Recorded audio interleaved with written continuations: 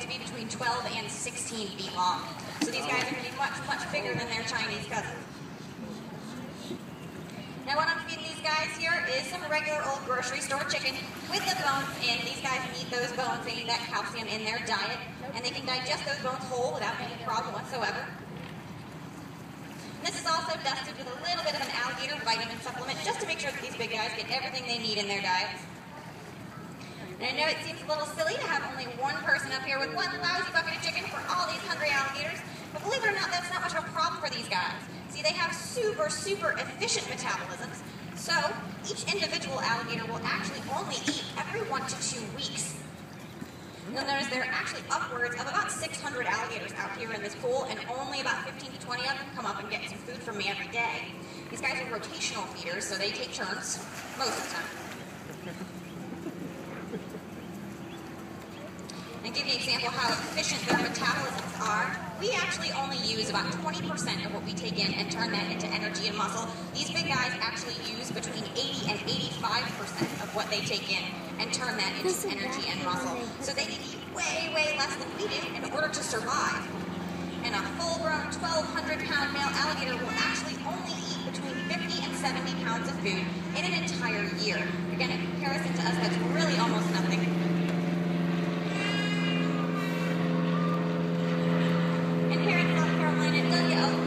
Chili for these guys to produce the enzyme necessary for digestion during the winter. So if they were to eat anything, it would actually just rot in their stomachs and make them very, very sick. But most of them know better than to do that. So our guys here actually fast through the entire winter, but that's not much of a problem for them. An American alligator can actually go up to almost a year without eating anything at all and be absolutely fine. Oh, it's stuck. Sorry, guys. Now, I know what I'm doing up here looks like tons of fun, and sometimes it is. We don't recommend eating local alligators around here, the ones you're going to find on the golf courses and such, for a couple of reasons. One, here in South Carolina, it does happen to be illegal. It actually comes with a nice hefty fine and even some jail time, depending on the size of the alligator. And it usually ends up not being so good for that alligator either. Because once one of these big guys begins to associate people with food, they're going to start to seek people out for food, like you see these guys doing with me here. And I'm sure you can understand how out in nature that can very quickly become a very, very dangerous situation. So most of the time at that point, that alligator ends up having to be caught and destroyed. So that alligator ends up having to lose his life. So again, ends up not being so good for you and not so good for that hungry alligator you were just trying to give a nice meal to. Now occasionally when these guys are snapping their jaws on this chicken, you're going to hear that loud popping noise. That is just the pure jaw muscle of an American alligator.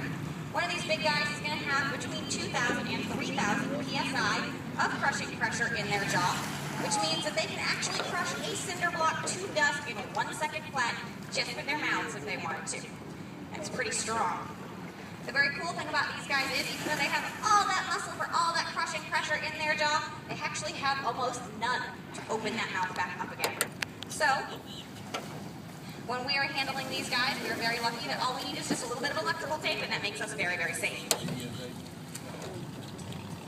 Now, when these guys are jumping pretty high for this chicken today, some of them are being lazy, but they are actually not pushing off the bottom using their feet at all. They are launching their bodies out of the water using the pure power of that big muscular tail they've got. That tail is one big long muscle that's usually about half the length of the alligator's body, and its primary function is going to be for swimming.